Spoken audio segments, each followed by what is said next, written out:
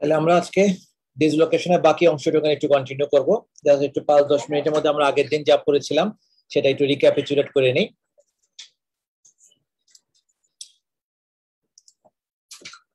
ডিসলোকেশনের by definition এটা অর্থ হচ্ছে total loss of contact of articular surface. যে দুটো বোনস নিয়ে একটা জয়েন্ট তৈরি হয় তার মাথার যে দুটো আর্টিকুলার সারফেস কার্টিলেজ দিয়ে কভার করা থাকে, এই দুটার মধ্যে যদি 100% লস অফ কন্টাক্ট হয় তাহলে সেটাকে আমরা বলবো ডিসলোকেশন।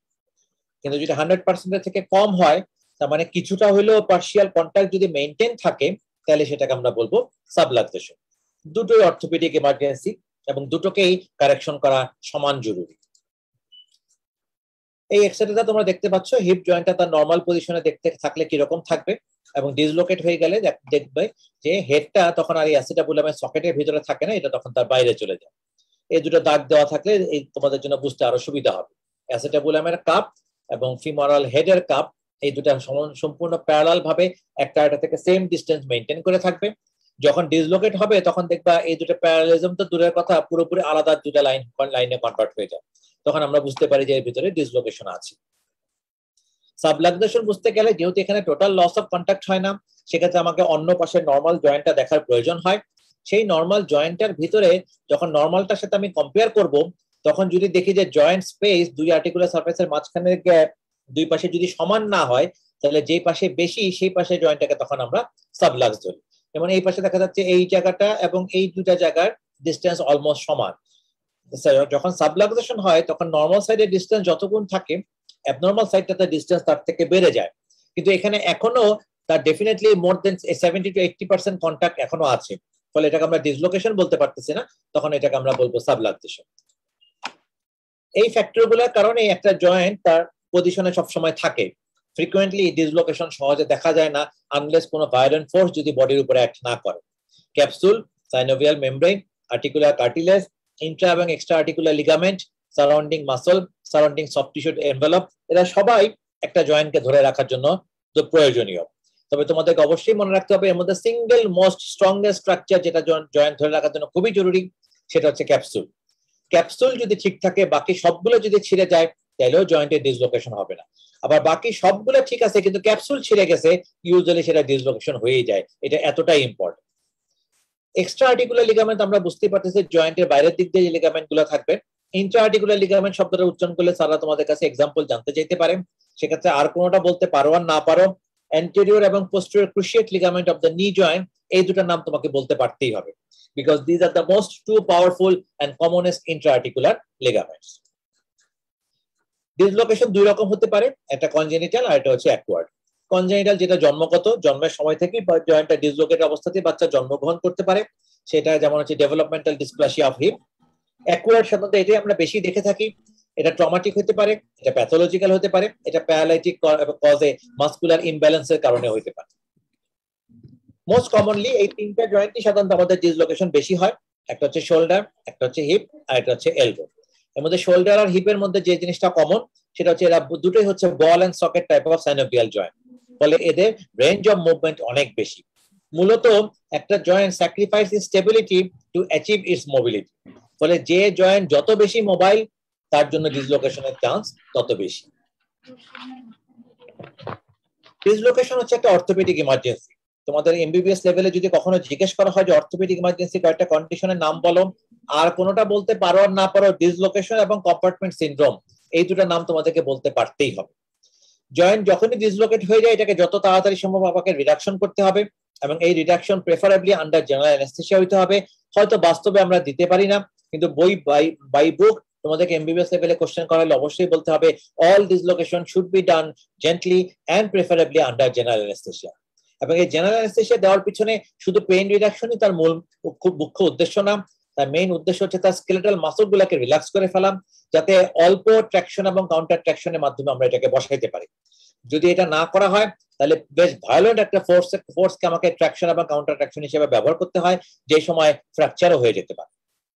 লোকাল সোয়েলিং দেখা যায় যে ফ্র্যাকচারের তুলনায় ডিসলোকেশনের লোকাল সোয়েলিং থাকে অনেক কম, কিন্তু মনে রাখবা পেইন যেটা জয়েন্টটাকে রেস্ট্রিক্টেড মুভমেন্টের মধ্যে রাখবে, সেটা ফ্র্যাকচারের থেকে ডিসলোকেশন হয় বেশি।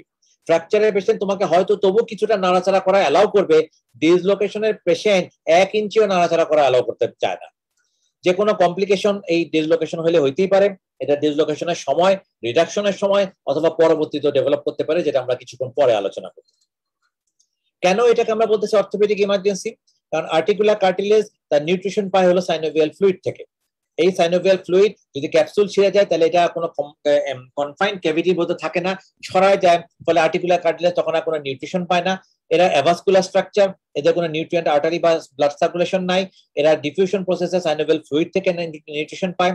6 ঘন্টার বেশি যদি নিউট্রিশন কানেকশন তারা না পায় তাহলে আর্টিকুলার কার্টিলেজ গুলো ড্যামেজ হওয়া শুরু করে। এবং এই হায়ালিন কার্টিলেজ গুলো ওয়ান টাইম সেল, এগুলো রিজেনারেশন পাওয়ার নাই, ফলে হায়ালিন কার্টিলেজ যদি একবার ড্যামেজ হয়ে যায় তাহলে ড্যামেজটা পার্মানেন্ট, এবং এই কারণে এটা একটা ইমার্জেন্সি। প্লাস এটা একটা কন্টিনিউয়াস পেইন, এবং সেটা প্রচন্ড পরিমাণে পেইন হয়, সেই পেইনের কারণে এটাকে ইমার্জেন্সি হিসেবে ডিফিকাল্ট করা হয়। আর বেশি দেরি করে ফেললে এই জয়েন্ট অনেক সময় সহজে রিডাকশন করা নাও যেতে পারে। ক্লিনিক্যাল ফাইন্ডিং এর মধ্যে রোগীর প্রচন্ড পরিমাণে পেইন থাকবে, স্পেসিফিক কিছু ডিফর্মিটি এই ডিসলোকেশনের বেলাতে পাওয়া যায়।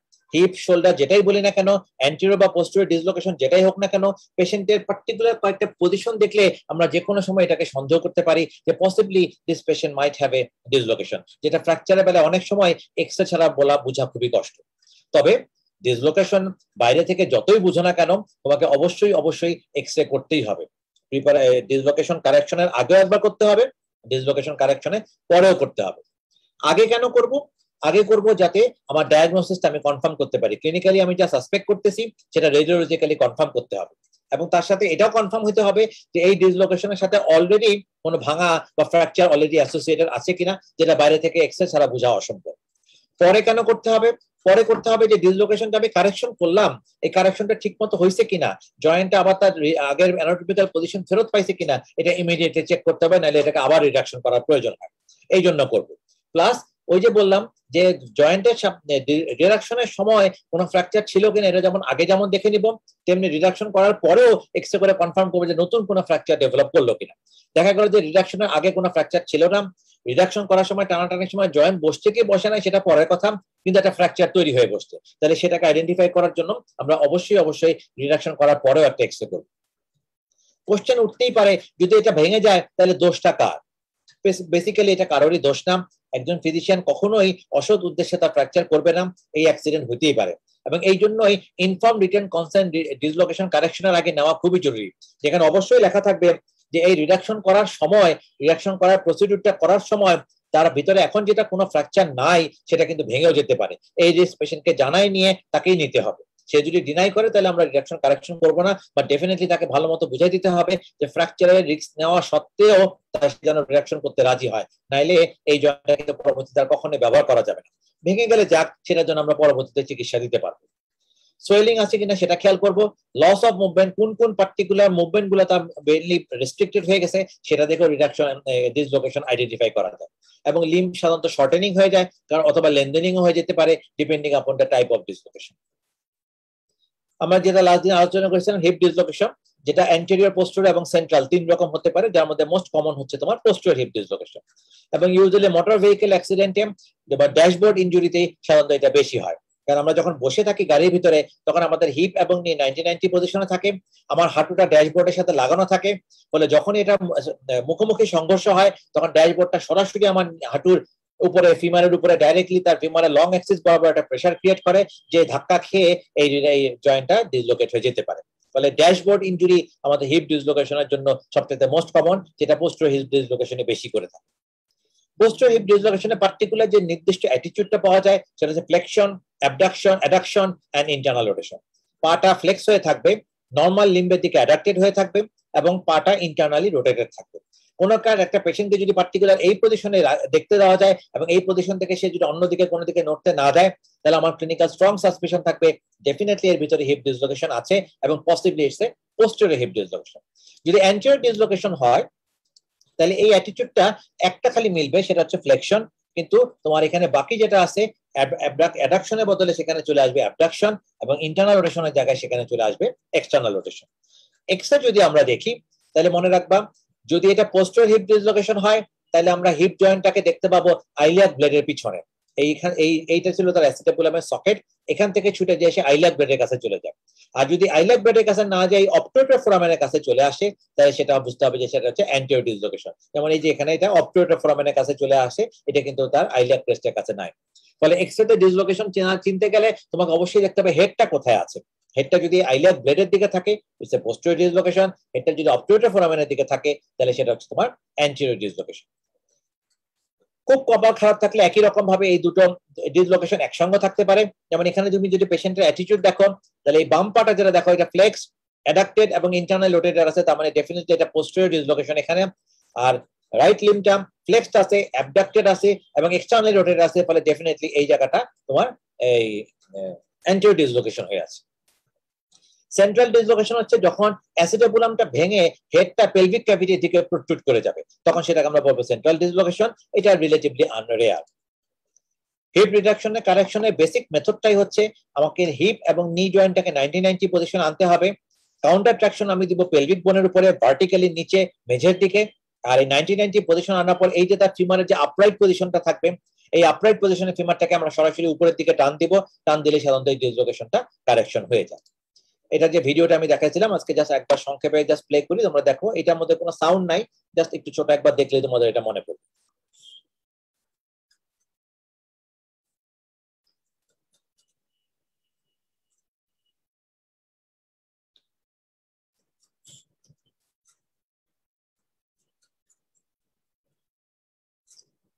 নাইনটি পজিশন গাড়ির সিটে বসলে যেরকম হয়, কোনো কারণে যদি ড্যাশবোর্ডটা এখানে এসে ধাক্কা দেয়, অ্যারো দিয়ে তোমাদেরকে দেখানো হবে এখনই,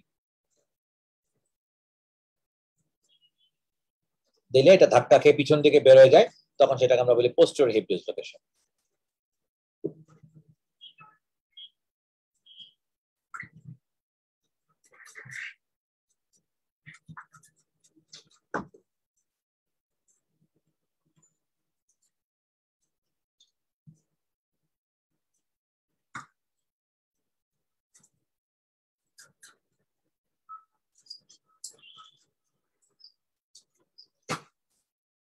নাইনটি পজিশন আমরা হিপ এবং নি জয়েন্টটাকে নিয়ে আসলাম, পেলভিসের উপরে দিব কাউন্টার ট্রাকশন, আবার ফিমারটাকে লং এক্সিস বরাবর ছাদের দিকে ধরে আমরা দিব হলো ট্রাকশন।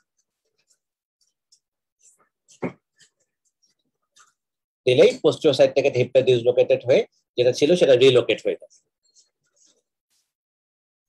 অ্যান্টেরিয়র ডিসলোকেশনটা রিলেটিভলি রেয়ার। এটাতে যেহেতু হেডটা ডিসলোকেট হয়ে অ্যাবডুক্টর ফোরামেনের দিকে চলে আসে, ফলে এটা যখন রিডাকশন আমরা করতে যাব তখন ট্র্যাকশনের সাথে সাথে এটাকে বাইরের দিকে অ্যাবডাকশন ফোর্সের ধাক্কা দিতে হবে, যাতে হেডটা তখন পিছন দিকে সরে যায়, অ্যাসিটাবুলামের ভিতরে ঢুকতে পারে। তারপর ট্র্যাকশন এবং অ্যাবডাকশন। অ্যাবডাকশনটা আমরা যতটা পারি গ্রয়েনের কাছে ধাক্কা দিব।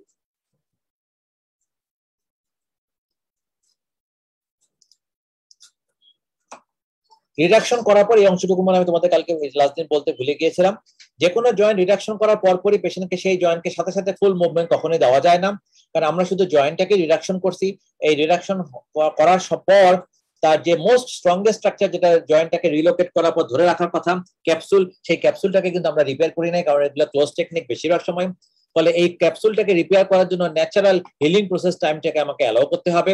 ফলে সেই হিলিং প্রসেস টাইম অ্যালাউ করার জন্য, যে হিলিং প্রসেসটা হচ্ছে বেসিক্যালি ফাইব্রোসিস, সেই হিলিং টাইম প্রসেসটাকে অ্যালাউ করার জন্য মিনিমাম 3 থেকে 4 সপ্তাহ সময় আমাকে তাকে দিতে হবে। এই সময়টাকে আমাকে লিম্বটাকে পুরোপুরি স্কেলেটাল ট্র্যাকশন দিয়ে 3 সপ্তাহ ইমোবিলাইজ করে রাখতে হবে। 3 সপ্তাহ পর থেকে আমরা তাকে পার্শিয়াল ওয়েট বিয়ারিং দিতে পারবো। 6 সপ্তাহের আগে আমরা ইউজুয়ালি ফুল ওয়েট বিয়ারিং দেই না। আজকে আমরা বাকি যে দুটো ডিসলোকেশন সে দুটো নিয়ে আলোচনা করবো, একটা হচ্ছে শোল্ডার এবং আরেকটা হচ্ছে এলবো।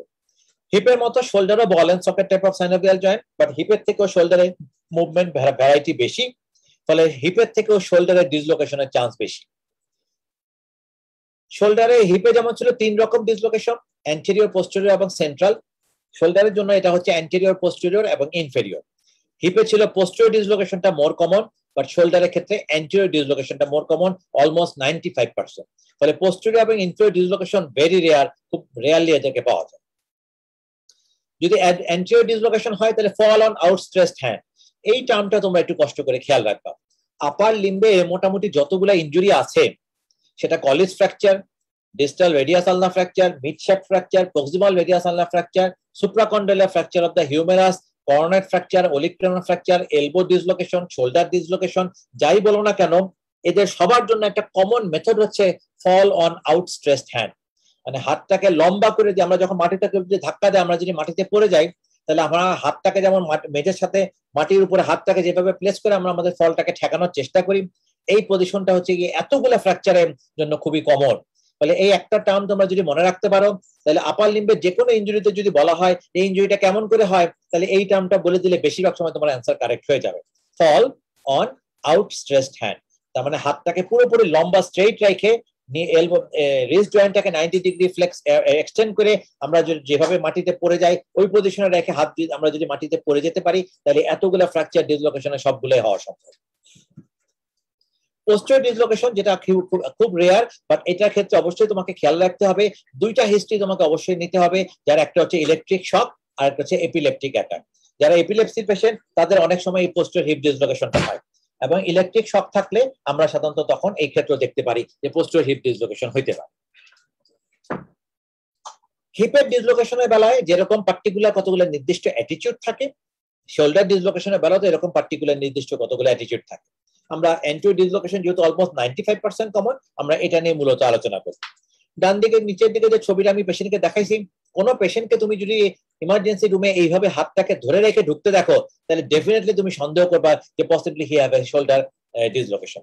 একমাত্র শোল্ডার ডিসলোকেশন থাকলেই পেশেন্ট অন্য হাত দিয়ে এই হাতটাকে এরকম একটা পজিশনে সাপোর্ট রেখে তারপরে আসে, এবং এটা এতটাই ইউনিভার্সাল, একবার যদি কোনো পেশেন্ট চোখে দেখো জীবনে কখনোই এটা আর মিস হবে না। পেশেন্ট হেঁটে হেঁটেই তোমার কাছে আসবে, ব্যথায় কাতরাইতে থাকবে, এবং এক হাত দিয়ে হাতটাকে এক্স্যাক্টলি ঠিক এইভাবে ধরে রেখে তোমার সাথে সে কথা বলবে, কোনোভাবেই সে হাতটাকে 1 ইঞ্চি ডানে বামে উপরে নিচে কোনো দিকে নাড়তে দিবে না। এবং এটা দেখলে আমরা সন্দেহ করবো যে possibly he have a shoulder dislocation, এবং which is most likely anterior shoulder dislocation। এই সময় আরো একটা যেটা অ্যাটিটিউড পাওয়া যাবে, আমরা যদি কাঁধের পাশ থেকে এখান থেকে সার্ভিক্যাল বরাবর অ্যাক্রোমিয়ান প্রসেস বরাবর আমরা যদি হাত নামাই, নর্মাল প্রসেসে দেখো এখানে একটা সুন্দর কার্ভ সি অক্ষর দেখা যায়, যেটা হাত দিয়ে পালপেট করলেও দেখা যাবে যে হ্যাঁ সুন্দর একটা সি অক্ষরের মতো জিনিস থেমে গেছে, আমার হাত কোনো দিকে যাবে না। কিন্তু এই ক্ষেত্রে যেহেতু এই হিউমেরাসটা এখান থেকে ডিসলোকেট হয়ে ভিতরের দিকে এক্সেলের দিকে ঢুকে গেছে, ফলে দেখো এখানে এটা আসার পর এটা অলমোস্ট খাড়া হয়ে নেমে গেছে, ফলে এই জায়গাটা কেমন একটা ফ্ল্যাট ভাব চলে আসে, এতটাই ফ্ল্যাট যে মনে হয় যে ওখানে একটা স্কেল বসায় ওটাকে ফ্ল্যাট করে দেওয়া হয়েছে। এবং তুমি যদি এখানে হাত দাও তাহলে দেখবে যে এখান থেকে হাতটা আসার পর হাতটা টুক করে এই গ্লেনার ক্যাভিটির ভিতরে হাতটা ঢুকে যায়, যেটা এইখানে হাতটা কখনোই ঢুকবে না, এটা চামড়ার উপর দিয়ে নিচের দিকে নামতে থাকে। এই ফ্ল্যাটেনিং থাকলে এবং এই আঙ্গুলটা যখন ভিতরের দিকে ঢুকে যায় তখন আমার সন্দেহ করতে হবে যে হিপ শোল্ডার জয়েন্টটা খুব সম্ভবত জায়গা মতো নাই। এক্সিলারিতে হাত দিলে তুমি সরাসরি শোল্ডারের এই হিউমারাসের হেডটাকে ফিল করবে, যেটা কোনোভাবে ফিল করার কথা না। এক্সিলারি রিজনে শোল্ডারে হিউমারাসের হেড কোনোভাবে পালপেবল না, কিন্তু ডিসলোকেশন থাকলে তখন এটা পালপেবল। এবং এইভাবে তুমি তো আইডেন্টিফাই করতে পারবা যে হিউমারাসের যে হেডটা সেটা তো এখন গ্ল্যানোডাল ক্যাভিটির ভিতরে নাই, এবং না থাকার কারণে এটা অ্যান্টিরিয়র ডিসলোকেশন হিসেবে ডেজিগনেটেড করা যায়। এগুলো রিট্রাকশন করা অনেকগুলো ম্যানুভার আছে, তোমাদের আন্ডার গ্রাজুয়েট লেভেলে তোমাদের শুধু একটা ম্যানুভার মনে রাখলে হবে, যেটা হচ্ছে কচার্স ম্যানুভার। কি করা হয়, পেশেন্টটাকে প্রথমে আমরা সুপাইন পজিশনে শোয়াই দেই, আমরা সাধারণত ডেফিনেটলি আন্ডার জেনারেল অ্যানেস্থেসিয়া দিয়েই করি। করার পর আমরা প্রথমে হিউমারাসটাকে চেস্ট ওয়াল থেকে 45 ডিগ্রি অ্যাবডাক্টেড পজিশনে প্রথমে নিয়ে আসি। এরপর আমরা long axis of the humerus বরাবর টান দেই, এই এলবোটাকে 90 ডিগ্রিতে ফ্লেক্স করে ফোরআর্ম ধরে টান দিলে এই লং অ্যাক্সিস বরাবর হিউমারাসটা টান খাবে। একই সঙ্গে এই হিউমারাসের হেডের কাছে এরকম একটা টাওয়েল পেঁচায়, এই টাওয়েলটাকে ধরে আমরা উপরের দিকে টান দেই, যেটাকে আমরা বলতেছি কাউন্টার ট্রাকশন। যেহেতু এই জায়গাটা হাতে ধরার জন্য মোটেও উপযুক্ত না, এই জন্য আমরা টাওয়েলের মাধ্যমে পেঁচাই, এই উপরের দিকে যে টানটা দেই এটা হচ্ছে কাউন্টার ট্রাকশন, আর long axis of the humerus বরাবর যে টানটা দেই সেটা হচ্ছে তোমার ট্রাকশন। বাট খেয়াল রাখতে হবে এটা কিন্তু আমরা 45 ডিগ্রি অ্যাবডাকশন আমরা এই ট্রাকশনটা দিই। কিছুক্ষণ এই ট্রাকশন এবং কাউন্টার ট্রাকশনটা মেনটেন করে রাখলেই মোর দেন 50% ক্ষেত্রে এটা রিলোকেট হয়ে যায়। যদি রিলোকেট না হয় তাহলে এই ট্রাকশন থাকা অবস্থাতে আমরা হাতটাকে এক্সটার্নালি রোটেট করি, হিউমারাসটাকে এক্সটার্নালি রোটেট করি, এবং এতে বাকি যে 50% থাকলো তারও 40% এতেই বসে যায়। বসে গেলে তখন যখন আমরা টের পাবো যেটা বসে যাবে, সাথে সাথে আমরা এই অ্যাবডাক্টেড হাতটাকে নিয়ে আসবো অ্যাডাক্টেড পজিশনে, এবং এক্সটার্নাল রোটেশন যেটা করছিলাম সেটাকে নিয়ে যাবো ইন্টারনাল রোটেশন পজিশন। তাহলে 4টা স্টেপ আমাদের খেয়াল রাখতে হবে। হিপ জয়েন্টের রিডাকশন রিলেটিভলি ইজি, 90-90 পজিশনে পেলভিসটাকে খাড়া মেঝের দিকে আর ফিমারটাকে খাড়া ছাদের দিকে ধরে টান দিলে এটা বসে যায়, এর মধ্যে আর কোনো এক্সট্রা কোনো অ্যাক্টিভিটি নাই। বাট শোল্ডারের ডিসলোকেশন হলে আমরা সাধারণত এরকম একটা নির্দিষ্ট পার্টিকুলার অ্যাক্টিভিটি আমরা না করলে শোল্ডার ডিসলোকেশন কারেকশন হতে চায় না। তাহলে কি করবো আমরা, প্রথমে অ্যাবডাক্টেড করব হিউমারাসকে 45 ডিগ্রি। হিউমারাসের লং অ্যাক্সিস বরাবর দিব ট্রাকশন এবং এক্সিলারি রিজনে একটা টাওয়াল পেঁচাই ক্রাউল দিয়ে আমরা ধরে দিব কাউন্টার ট্রাকশন। এরপর আমরা এটাকে করব এক্সটার্নাল রোটেশন। এই ট্রাকশন এবং এক্সটার্নাল রোটেশন করলে রিলোকেট সাধারণত হয়ে যায়। হয়ে যাওয়ার পর আমরা এটাকে অ্যাডাপ্ট করব এবং ইন্টারনালি রোটেট করে আমরা এটাকে জায়গা মতো ফিক্স করে ফেলবো। But step 3 and 4 after relocation. এবার এটার আমরা একটা ভিডিও দেখি, এটার সাউন্ড আছে। তোমরা যদি সাউন্ডটা শুনতে না পাও তাহলে মডারেটর যারা আছো তারা যে কোনো একজন আমাকে একটু জানাও যে তোমরা সাউন্ডটা শুনতে পাচ্ছ কি পাচ্ছ না।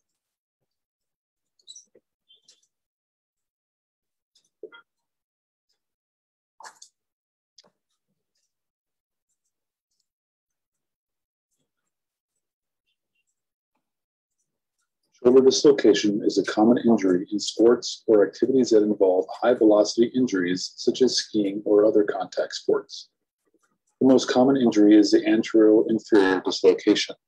Reduction of this injury in the acute setting improves patient comfort and reduces risk of neurovascular injury. The patient presents in acute pain, often holding the affected side in flexion and internal rotation. If appropriate monitoring is available, sedation can be useful to provide better muscular relaxation and patient comfort. However, the longer the dislocation is in place, the greater the spasm that develops. Reduction can be accomplished without sedation in many cases.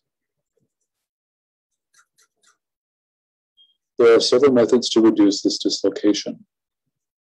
The general principle is to rotate the humerus externally with slight extension of the humerus to dislodge it from the inferior aspect of the glenoid fossa. In patients with poor muscular development, simple external rotation or extension may be enough to relocate the shoulder. Scapular rotation, rotating the glenoid fossa downward towards the dislocated humeral head, may also work in similar patients. In athletic patients, a technique combining steady traction to fatigue the rotator cuff spasm and slight external rotation is highly successful. Place the patient in the supine position with a sheet or clothing wrapped underneath the affected axilla crossing over the chest. The assistant stabilizes the patient's torso with traction. Grasp the affected arm with one hand above the wrist and one hand above the elbow at the base of the humerus. Apply gentle traction to the arm at a 45-degree angle from the trunk in slight extension. If crepitus is felt or heard during traction or rotation, stop the procedure and obtain an X-ray. If there is history or exam findings that suggest a humeral fracture, do not attempt relocation before X-rays are obtained. As the deltoid fatigues, gently externally rotate the humerus about 15 degrees. When the muscle is adequately fatigued and the rotation completed, the humerus will relocate back into the glenoid fossa. The patient will note immediate relief of pain. Hold the arm close to the patient's chest and place in a sling for 14 days to protect the shoulder from repeat dislocation. All patients should have rehabilitation for the shoulder to prevent recurrence of the dislocation.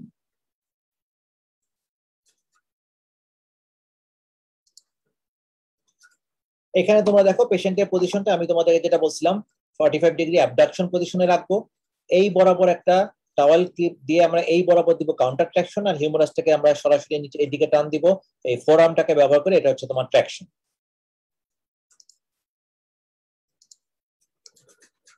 এই যে এখানে আমাদের ছোট্ট করে টাওয়ালটা একটু দেখা যাচ্ছে, যে টাওয়ালটা আমরা এখান থেকে পেঁচাই ওইদিকে কাউন্টার ট্রাকশন দিছি, সেটাই যে এখন দেওয়া হয়েছে। এখানে আরেকটা জিনিস খেয়াল করে দেখো, এই যে এখানে একটা প্রমিনেন্ট অংশ দেখা যাচ্ছে, এটা হচ্ছে তোমার অ্যাক্রোমিয়ন প্রসেস এবং বোঝাই যাচ্ছে যে এখানে একটা গর্ত গর্ত ভাব হয়েছে। এই গর্ত ভাবটা কিন্তু নর্মালি কোনোভাবেই থাকবে না, এই জায়গাটা থাকবে একদম ফুল। এই গর্ত ভাবটা থাকলেই আমাকে বুঝতে হবে যে ডেফিনেটলি এখানে অ্যান্টিরিয়র ডিসলোকেশন আছে। যখন আমরা এটাকে ধরে টান দিব এবং এটা যখন ফেরত আসবে, ভিডিওর মধ্যে তোমরা দেখবা এই যে এখানে যে একটা সার্কাসের মতো দেখা যাচ্ছে, এই সার্কাসটা কিন্তু সাথে সাথে পুরোপুরি ডিসঅ্যাপিয়ার করে যায়। ভিডিওটা আমরা আরেকবার এখান থেকে একটু দেখি। Stabilizes the patient's torso with traction. Grasp the affected arm with one hand above the wrist and one hand above the elbow at the base of the humerus.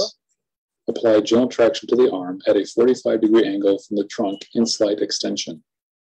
If crepitus is felt or heard during traction or rotation, stop the procedure and obtain an X-ray.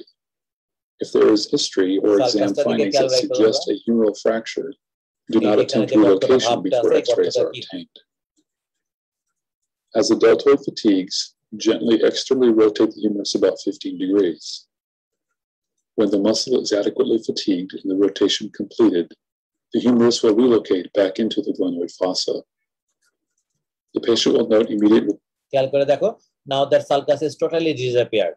এখন এখানে পুরোটা একটা ফুল ভাব চলে আসছে, যেটা deltoid মাসলের জন্য এটা প্রমিনেন্টলি থাকে।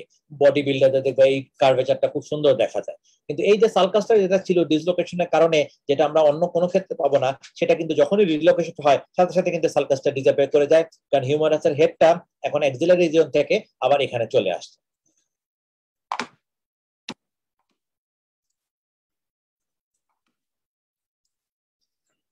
যদি পোস্টেরিয়র ডিসলোকেশন হয়, জাস্ট দুটার নামগুলো তোমরা শুনে রাখো, যেহেতু এটা খুবই কম, পোস্টেরিয়র এবং ইনফেরিয়র ডিসলোকেশন দুটো একসঙ্গে মিলায় মাত্র 5% চান্স, ফলে এগুলো সহজে দেখা যায় না। বাট এই পোস্টেরিয়র ডিসলোকেশন হলে তখন আমরা এই বাল্বের মতো একটা গোল হিউমারাস দেখতে পাই, যেটা দেখলে আমরা বুঝতে পারি যে এখানে একটা পোস্টেরিয়র হিপ ডিসলোকেশন আছে। আর যদি ইনফেরিয়র ডিসলোকেশন হয়, সেক্ষেত্রে হিউমারাসের হেডটা সরাসরি গ্ল্যান্ডারি ক্যাভিটির নিচে চলে আসে। এই পেশেন্টটাও চেনা খুবই সহজ, কারণ এই সমস্ত পেশেন্ট হাত আর অ্যাডাপ্ট করতে পারে না, হাতটাকে এরকম খাড়া উপরের দিকে, যেমন কোশ্চেনে অ্যান্সার পারলে যেমন ছাত্র এরকম হাত উঁচু করে অ্যান্সার দেওয়ার চেষ্টা করে, যেমন হাত উঁচু করে ওই পজিশনে হাতটা ফিক্স হয়ে যায়, পেশেন্ট চাইলেও এটাকে তখন আর নামাতে পারে। জাস্ট এটাকে সিম্পল, এটাকে ট্র্যাকশন এদিকে টান দিয়ে দিলেই এই হেডটা এখান থেকে উঠে এখানে যখনই চলে আসে সাথে সাথে অ্যাডাপশন চলে আসে। ফলে ইনফেরিয়র ডিসলোকেশন চিনতে গেলে তোমাকে অবশ্যই মনে রাখতে হবে arm will be held in full অ্যাবডাক্টেড position, যেটাকে পেশেন্ট কোনো মতে চাইলেও আর অ্যাডাপ্ট করে আবার যে চেস্ট ওয়ালের পাশে নামায় আনবে এটা সে করতে পারে। হিপ ডিসলোকেশনের মতো শোল্ডারটুকু আমরা রিডাকশন করার পরে ইমোবিলাইজ করে রাখবো। যদি পেশেন্টের বয়স 30 বছরের কম হয়, তাহলে 3 সপ্তাহ এই শোল্ডার ইমোবিলাইজ করে রাখলে যথেষ্ট। যদি 30 বছরের বেশি হয়, এবং আমরা রিডিসলোকেশন রেট প্রথম 1 সপ্তাহের পর বেশি আমরা সাধারণত রাখতে চাই না, কারণ জয়েন্ট স্টিফনেস হয়ে যায়। যদি 30 বছরের কম হয়, তাহলে আমরা 3 সপ্তাহ ইমোবিলাইজ করে রাখবো। যদি 30 বছরের থেকে বয়স বেশি হয়, তাহলে আমরা 1 সপ্তাহ ইমোবিলাইজ করে রাখার পরেই আমরা এটাকে মুভমেন্ট দেওয়া শুরু করব। Elbow dislocation, this is not very much common in comparison to hip and shoulder, because it's a hinge variety of synovial joint, এবং মাত্র ইউনিঅ্যাক্সিয়াল একটা মুভমেন্ট এখানে হয়, ফ্লেকশন এবং এক্সটেনশন, ফলে এটা ডিসলোকেশন অত সহজে হয় না, কিন্তু হয়ে গেলে এটাও সমান পেইনফুল। এটা এন্টেরিয়র এবং পোস্টেরিয়র দুই রকম হতে পারে, বাট পোস্টেরিয়র ডিসলোকেশনটাই মোস্ট কমন। এই ক্ষেত্রে দেখা যায় যে এই যে আমাদের ওলিক্রোনাল ফোসার মধ্যে যে ওলিক্রোনের যে কার্ভেচার, এই কার্ভেচারটা ওলিক্রোনাল ফোসা থেকে ছুটে পিছন দিকে বের হয়ে যায়, ওলিক্রোনটা পিছন দিকে প্রজেক্টেড হয়। এই যে গোল কার্ভেচারটা, এটা এইখানে থাকার কথা ছিল, এটা বাইরে চলে আসে, যেহেতু ডিস্টাল পার্টটা পিছন দিকে চলে যায়, এই জন্য এটার নাম হচ্ছে তোমার posterior elbow dislocation, which is more common. এটা যদি আমাদের কারেকশন করতে হয়, তাহলে আমাকে এলবোটাকে মোটামুটি ভাবে একটু মডারেটলি ফ্লেক্স পজিশনে রেখে ফোরআর্মটাকে ধরে সোজা ট্র্যাকশন দিতে হবে, আর কাউন্টার ট্র্যাকশন দিতে হবে হিউমেরাসের উপরে। এই এক্সট্রা ছবিটা দেখলে বুঝতে পারবাম। আমরা এই ফোরআর্ম বরাবর এটাকে এইদিকে টান দিব, এটা হচ্ছে আমার ট্র্যাকশন। আর এই যে হিউমেরাসের যে হিউমেরাসের যে অংশটা আছে, এটাকে পিছন দিকে টান দিব, এটা হচ্ছে তোমার কাউন্টার ট্র্যাকশন। এই হিউমেরাসটা যাবে পিছন দিকে, এ যাবে সামনের দিকে। একই সাথে আমরা একটা বুড়ো আঙ্গুলি অলিক্রনের উপরে রেখে অলিক্রনটাকেও ধাক্কা দিব, তাহলে এটাকে তখন জায়গা মতো বসে যায়। এবং খুব কমনলি বুঝতেই পারতেছো, এখানে এই যে করোনাইড প্রসেস যেটা আছে, এটাই কিন্তু এই রিডাকশন প্রসেসের সময় ধাক্কা লেগে ভেঙে যাওয়ার চান্স থাকে।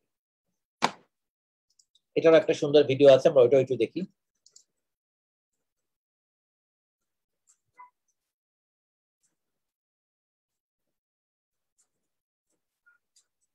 এটার কোনো সাউন্ড নাই, সাউন্ড শোনার চেষ্টা করো না, জাস্ট দেখো।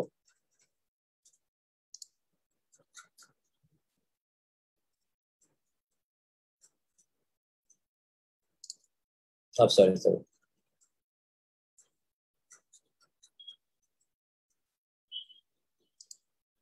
এই যে তোমরা দেখো, এই যে পোস্টেরিয়র ডিসলোকেশনের কারণে এই যে ওলিক্রেননটা, এই ওলিক্রেননটা পিছন দিকে এতটাই প্রজেক্টেড হয়ে আছে যে এইখানে এই যে একটা এক্সট্রা গোল বাম্প দেখা যাচ্ছে।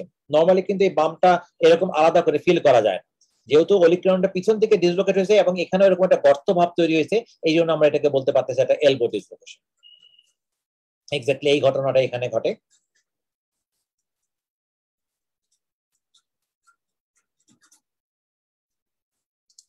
সামান্য ফ্লেক্স পজিশনে রাখে আমরা ফোরআর্মটাকে দিব ট্র্যাকশন, আর এই যে অ্যাসিস্ট্যান্ট ধরে আছে সেও পিছন দিকে ধাক্কা দিতে পারে, অথবা যে ট্র্যাকশন দিচ্ছে সেও তার অন্য হাত দিয়ে এই হিউমারাসটাকে পিছন দিকে ধাক্কা দিবে, এটা পিছন দিকে যাবে, এটা হলো কাউন্টার ট্র্যাকশন। আর ফোরআর্মটাকে সামনের দিকে ধরে টান দেওয়া হবে, এটা হচ্ছে তোমার ট্র্যাকশন। ইউজুয়ালি ট্র্যাকশন এবং কাউন্টার ট্র্যাকশন এটা বসে যায়, বসার সাথে সাথে দেখো আবারও এই যে এখানে যে সালকাস বা গ্যাপটা দেখা যাচ্ছে, এই গ্যাপটা কিন্তু ডিসঅ্যাপিয়ার করে যাবে।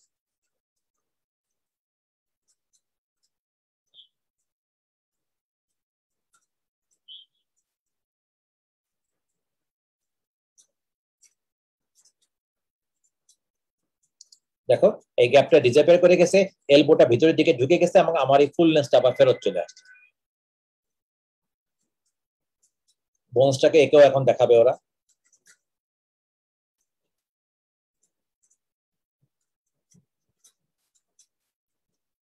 So that is the method of elbow dislocation correction. এই যে তিনটা যে ডিসলোকেশন গুলো কারেকশন গুলো বললাম, এই ডিসলোকেশন গুলো কতগুলো কমন কমপ্লিকেশন আছে, যেটা আসলে এই তিনজনের না, যে কোনো ডিসলোকেশনের এই কমন কমপ্লিকেশন গুলো হইতে পারে। একটা হচ্ছে যখন এটা ডিসলোকেট হয়েছে তখন এটা ফ্র্যাকচার হয়ে ডিসলোকেট হতে পারে, অথবা ডিসলোকেশনের সময় ফ্র্যাকচার হয় নাই কিন্তু রিলোকেট করার সময় ফ্র্যাকচার হয়েছে। So it's one of the most common complication of dislocation. Surrounding neurovascular damage, যেহেতু এই ডিসলোকেশনের ফলে বোন ফ্র্যাগমেন্ট গুলো একটা জায়গা থেকে ছুটে আরেক জায়গায় চলে যায়, ফলে সারাউন্ডিং যে নিউরোভাস্কুলার স্ট্রাকচার যেগুলো আছে সেগুলো ড্যামেজ হতে পারে। যেগুলো যদি দেরি হয়ে যায়, যদি তাহলে মাসকুলার যদি কন্ট্রাকশন লেভেল অনেক বেড়ে যায়, তখন এগুলো রিডাকশন করা অনেক ডিফিকাল্ট হতে পারে। আর আমি যতই রিডাকশন করি না কেন, যদি কোনো কারণে নিউরোভাস্কুলার ড্যামেজ হয় এবং ড্যামেজ হওয়ার কারণে যদি বোনের ভাস্কুলারিটি নষ্ট হয়ে যায়, তাহলে অ্যাভাস্কুলার necrosis of the particular end of the bones, এই চারটা হচ্ছে আমার most common complication of any dislocation. তাহলে অ্যাজ এ সামারি যদি আমরা সংক্ষেপে একবার বলি, ডিসলোকেশন হচ্ছে একটা অর্থোপেডিক ইমার্জেন্সি। কেন ইমার্জেন্সি? কারণ 6 ঘন্টার মধ্যে রিডাকশন করতে না পারলে হাইলাইন কার্টিলেজ গুলো না খেয়ে মরে যাবে। এদের যেহেতু কোনো নির্দিষ্ট নিজস্ব ব্লাড সাপ্লাই নাই, এরা অ্যাভাস্কুলার স্ট্রাকচার, ফলে এই কারণে একটা emergency. Plus constant very much pain is another more important cause for counting it as an orthopedic emergency. ফ্র্যাকচারেও এত পেইন হয় না, ফ্র্যাকচারেও পেশেন্ট কিছু মুভমেন্ট তোমাকে অ্যালাউ করে। ডিসলোকেশনের পেইনের পরিমাণও থাকে ভয়ঙ্কর। শুধু যে ডিসলোকেশন হয়েছে সেটার জন্য না, ওই যে অ্যাভাস্কুলার স্ট্রাকচার গুলা না খেয়ে মারা যাচ্ছে, সেখানে যে ইস্কেমিয়া হচ্ছে, মনে রাখবা যে কোনো ischaemic pain is the most powerful pain in our body. সেটা মাসল টিস্যুর ইস্কেমিয়া হোক অথবা তোমার বোনের ইস্কেমিয়া হোক। যেমন তোমরা মায়োকার্ডিয়াল ইনফার্কশনের নাম শুনছো, এবং বইয়ে দেখবা ডেভিডসনের লেখাই আছে যে এই পেইনে পেশেন্ট কমপ্লেন করে যে তার বুকের উপরে মনে হয় একটা হাতি চেপে বসছে, এতটা সে চাপ অনুভব করে বিকজ অফ দ্যাট ইস্কেমি। এই ইস্কেমিক চেঞ্জের কারণে তার মাসলের পেইনটা কিন্তু এতটা বেশি, যেটা একটা ফ্র্যাকচারের কারণে মাসল যদি ছিঁড়ে 3-4 টুকরা হয়ে যায়, সেই মাসলও কিন্তু এতটা পেইন ইউজুয়ালি কমপ্লেন করে। Reduction should be gentle and should be done as quickly as possible under general anesthesia. General anesthesia কেন? কারণ যাতে অ্যাডিকুয়েট মাসল রিল্যাক্সেশন থাকে, তাহলে অল্প ট্র্যাকশন কাউন্টার ট্র্যাকশনে এটা চলে আসবে। জেনারেল অ্যানেস্থেসিয়া যদি আমরা না দেই, তাহলে বেশ ভালো একটা অ্যামাউন্টের ট্র্যাকশন এবং কাউন্টার ট্র্যাকশনের প্রয়োজন হয়, তাতে যেই বোনটা না ভেঙে ডিসলোকেশন হয়েছিল সেটা তখন ভেঙে যাওয়ার চান্স অনেকটাই বেড়ে যায়। সুইটেবল মেথড, যেই ফ্র্যাকচার হয়েছে, কি ফ্র্যাকচার হয়েছে, অ্যান্টেরিয়র না পোস্টেরিয়র, কোন জয়েন্ট হয়েছে, এটা আমাকে ফার্স্ট আইডেন্টিফাই করতে হবে, এবং আইডেন্টিফাই করার পর পার্টিকুলার সেই মেথডের রিডাকশন টেকনিকটা আমাকে তখন অ্যাপ্লাই করতে হবে।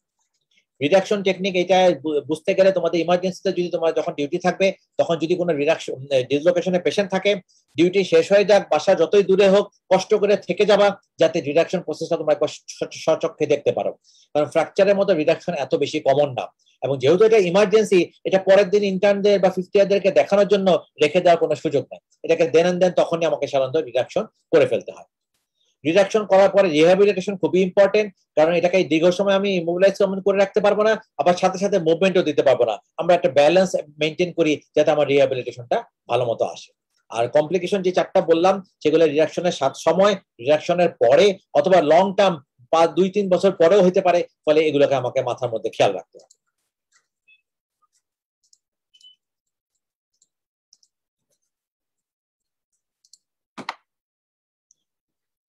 তাহলে আজকে যে রিডাকশনের পদ্ধতি সম্বন্ধে যেটুকুন বললাম, এখানে যদি কারো কোনো কোশ্চেন থাকে এখন আমাকে জিজ্ঞেস করতে পারো।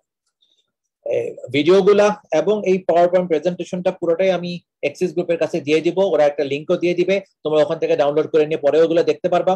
এগুলো বারবার স্ক্রিনশট নেওয়া বা এগুলো কোনো কিছু দরকার নাই। আমি সবসময় বলছি তোমাদের, আমি যে লেকচারটা নিব, লেকচার শেষ হয়ে যাওয়ার পরে এটার পিডিএফ ভার্সনই হোক বা প্রিন্ট ভার্সনই হোক বা ভিডিও ভার্সনই হোক, যে কোনো একটা তোমাদের কাছে সবসময় অ্যাভেলেবল থাকবে।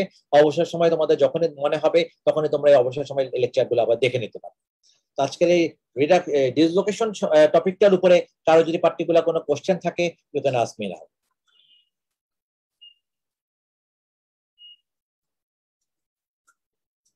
কারো কোনো কোশ্চেন না থাকলে তো ভয়ই লাগে যে কেউ কিছু কি বুঝলো না কিনা।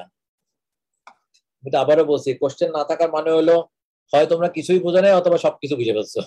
সবকিছু বুঝে ফেলছো এটা আশা করা কঠিন, সেই হিসাবে তোমরা কিছুই বুঝতে পারো না, এটাই ধরে নেওয়াটাই হবে। ব্যাপারটা তখন আমার জন্য খুবই দুঃখজনক হবে। বাট তার মানে এই না যে তোমাদের জোর করে কোশ্চেন করতে হবে। এনিওয়ে, কোশ্চেন করার অপশন সবসময় ওপেন থাকবে। পরবর্তী ক্লাসেও যদি তোমাদের আগের কোনো ক্লাসে কোনো বিষয় নিয়ে কোনো কনফিউশন থাকে, দেন আমাকে তখনই জিজ্ঞেস করতে পারবা। আমি যদি পারি তাহলে তখনই আনসার দিব, নাহলে I will get back to you after in the next class. আজকের পরে আমরা নেক্সট ক্লাসটা পসিবলি নিব হচ্ছে on advance trauma life support. আমি কোয়াইট শিওর যেটা মেডিসিন বা অন্যান্য যে কোনো সাবজেক্টেও পড়ানো হয়, এটাকে আমি দুটো লেকচারে ভাগ করে নিব, এবং এটাও তোমাদের একটা ইম্পর্টেন্ট শর্ট নোট অথবা ব্রড কোশ্চেন হিসেবে আসতে পারে।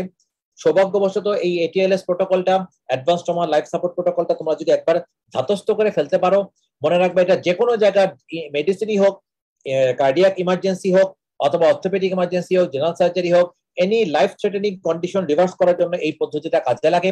ফলে এটা কিন্তু মূলত MBBS এর লেভেলে যে কোনো পরীক্ষার যে কোনো জায়গাতে এই অংশটুকু জিজ্ঞেস করে ফেলতে পারে। তাহলে তোমরা যদি এটাকে আগে থেকে একবার একটু ধাতস্থ করে পড়ে নিতে পারো, that will be much more better. কারো যদি কোনো কোশ্চেন না থাকে তাহলে আজকের মতো আমি এখানে ক্লাস শেষ করবো। হ্যাঁ, বলো আপু। স্যার, এই যে শোল্ডার ডিসলোকেশনে ইলেকট্রিক শকে কিভাবে আগে পোস্টার ডিসলোকেশনটা হয়? ইলেকট্রিক শকে কিভাবে? ইলেকট্রিক শক যখন দেওয়া হয় অথবা এপিলেপটিক পেশেন্টকে এই পোস্টার ডিসলোকেশনটা বেশি হয়, এবং কোনো কারণ ছাড়াই দেখা যায় যে এই সময় আমাদের হিউমারাসের পিছন দিকে এক্সটেনসর কম্পার্টমেন্টের যে মাসলগুলো থাকে এগুলো স্টিমুলেটেড হয় বেশি, অথবা এপিলেপটিক কারণে এদের স্টিমুলাসটা বডি থেকে আসে বেশি।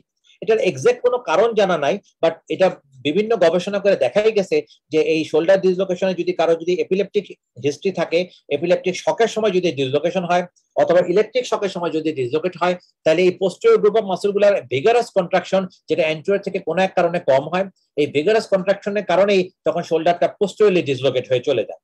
তুমি যদি আমাকে বলো এক্সাক্ট কোনো কারণ আছে কিনা, না এক্সাক্ট কোনো কারণ নাই, বাট এই দুটা ক্লিনিক্যাল সিনারিও পোস্টেরিয়র ডিসলোকেশনের সাথে এতটাই কমন যে পোস্টেরিয়র ডিসলোকেশন থাকলেই আমরা এই দুটা সিনারিও আছে কিনা জিজ্ঞেস করি, অথবা এই দুটা সিনারিওর পেশেন্ট যদি আমার কাছে আসে তাহলে কোনো রকম লক্ষণ না থাকলেও তার শোল্ডার ডিসলোকেট হয়েছে কিনা এটা আমরা তখন দেখে নিই। ফলে আমি এক্স্যাক্টলি তোমাকে কারণটা বলতে পারবো না, বাট আমরা এইটুকুন যে বলতে পারি যে এই দুটা কন্ডিশনে পোস্টেরিয়র হিপ ডিসলোকেশনটা বেশি হয়। কোনো এক কারণে পোস্টেরিয়র গ্রুপ অফ মাসলগুলো স্টিমুলেটেড বেশি হয়, যে কারণে হিপ ডিসলোকেশন, এই শোল্ডার ডিসলোকেশনটা পোস্টেরিয়রের দিকে বেশি হয়। ফলে তোমাদের MBBS লেভেলে তোমাকে এইটুকুন যদি তুমি মনে রাখতে পারো, মোর দ্যান গুড এনাফ, যে পোস্টেরিয়র শোল্ডার ডিসলোকেশনের পেশেন্ট যদি আমার কাছে আসে তাহলে আমাকে অবশ্যই ইলেকট্রিকিউশন অথবা এপিলেপটিক অ্যাটাক এই দুটার কথা চিন্তা করতে হবে, অথবা ভাইস ভার্সা, ইলেকট্রিকিউশন অথবা হিপ পোস্টেরিয়র হিপ ইলেকট্রিকিউশন অথবা এপিলেপটিক অ্যাটাকের কোনো যদি পেশেন্ট আসে তাহলে তার শোল্ডারকে আমাকে অবশ্যই চেক করতে হবে।